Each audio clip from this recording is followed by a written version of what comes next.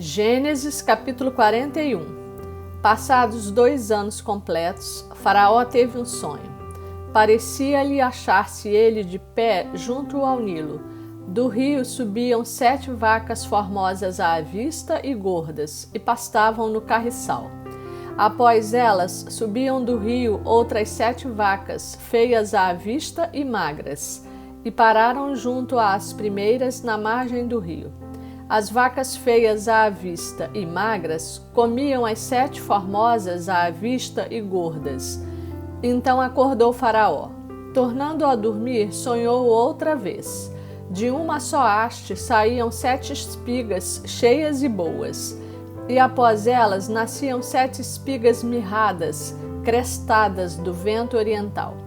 As espigas mirradas devoravam as 7 espigas grandes e cheias. Então acordou Faraó. Fora isto um sonho. De manhã, achando-se ele de espírito perturbado, mandou chamar todos os magos do Egito e todos os seus sábios, e lhes contou os sonhos, mas ninguém havia que lhos interpretasse. Então disse a Faraó o copeiro-chefe: Lembro-me hoje das minhas ofensas. Estando Faraó muito indignado contra os seus servos e pondo-me sob prisão na casa do comandante da guarda, a mim e ao padeiro-chefe, tivemos um sonho na mesma noite, eu e ele. Sonhamos, e cada sonho com a sua própria significação. Achava-se conosco um jovem hebreu, servo do comandante da guarda. Contamos-lhes os nossos sonhos, e ele nos interpretou a cada um segundo o seu sonho. E como nos interpretou, assim mesmo se deu. Eu fui restituído ao meu cargo, o outro foi enforcado. Então Faraó mandou chamar a José e o fizeram sair à pressa da masmorra. Ele se barbeou, mudou de roupa e foi apresentar-se a Faraó. Este lhe disse: Tive um sonho e não há quem o interprete. Ouvi dizer, porém, a teu respeito, que quando ouves um sonho, podes interpretá-lo. Respondeu-lhe José: Não está isso em mim, mas Deus dará resposta favorável a Faraó. Então contou Faraó a José: No meu sonho estava eu de pé na margem do Nilo, e eis que subiam dele 7 vacas gordas e formosas à vista e pastavam no carriçal. Após estas, subiam outras vacas, fracas, muito feias à vista e magras. Nunca vi outras assim disformes em toda a terra do Egito.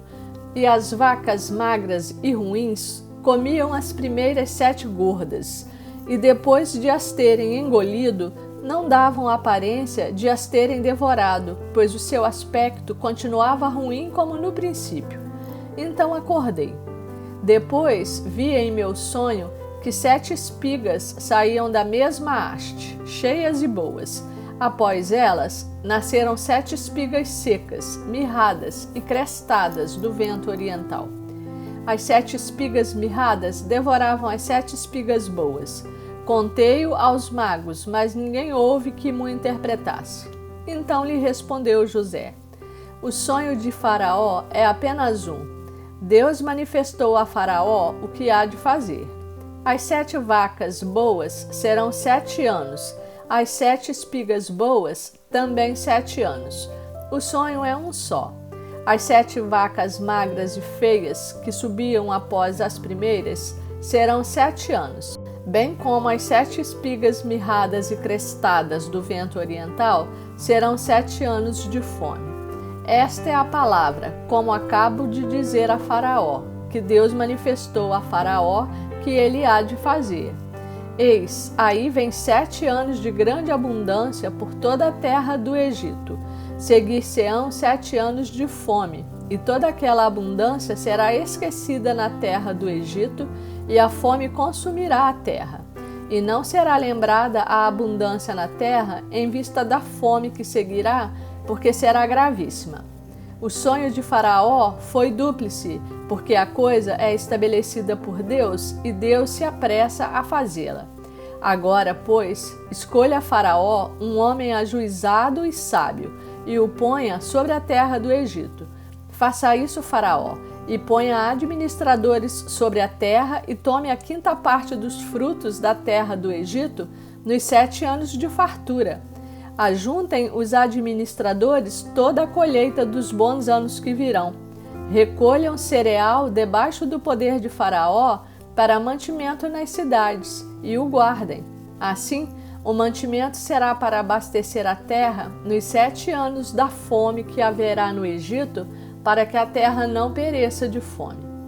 O conselho foi agradável a Faraó e a todos os seus oficiais. Disse Faraó aos seus oficiais: acharíamos, porventura, homem como este, em quem há o Espírito de Deus? Depois disse Faraó a José: visto que Deus te fez saber tudo isto, ninguém há tão ajuizado e sábio como tu. Administrarás a minha casa e à tua palavra obedecerá todo o meu povo. Somente no trono eu serei maior do que tu. Disse mais Faraó a José: vês que te faço autoridade sobre toda a terra do Egito. Então tirou Faraó o seu anel de sinete da mão e o pôs na mão de José. Fê-lo vestir roupas de linho fino e lhe pôs ao pescoço um colar de ouro. E fê-lo subir ao seu 2º carro. E clamavam diante dele: inclinai-vos. Desse modo o constituiu sobre toda a terra do Egito. Disse ainda Faraó a José: eu sou Faraó, contudo, sem a tua ordem, ninguém levantará mão ou pé em toda a terra do Egito. E a José chamou Faraó de Zafenate Paneia, e lhe deu por mulher a Asenate, filha de Potífera, sacerdote de On. E percorreu José toda a terra do Egito. Era José da idade de 30 anos, quando se apresentou a Faraó, rei do Egito, e andou por toda a terra do Egito. Nos 7 anos de fartura, a terra produziu abundantemente, e ajuntou José todo o mantimento que houve na terra do Egito durante os 7 anos, e o guardou nas cidades. O mantimento do campo ao redor de cada cidade foi guardado na mesma cidade. Assim ajuntou José muitíssimo cereal, como a areia do mar, até perder a conta, porque ia além das medidas. Antes de chegar à fome, nasceram 2 filhos a José, os quais lhe deu a Asenate, filha de Potífera, sacerdote de On. José, ao primogênito, chamou de Manassés, pois disse: Deus me fez esquecer de todos os meus trabalhos e de toda a casa de meu pai. Ao segundo chamou-lhe Efraim, pois disse: Deus me fez próspero na terra da minha aflição. Passados os 7 anos de abundância que houve na terra do Egito, começaram a vir os 7 anos de fome, como José havia predito. E havia fome em todas as terras, mas em toda a terra do Egito havia pão. Sentindo toda a terra do Egito a fome, clamou o povo a Faraó por pão. E Faraó dizia a todos os egípcios: Ide a José, o que ele vos disser, fazei. Havendo, pois, fome sobre toda a terra, abriu José todos os celeiros e vendia aos egípcios, porque a fome prevaleceu na terra do Egito. E todas as terras vinham ao Egito para comprar de José, porque a fome prevaleceu em todo o mundo.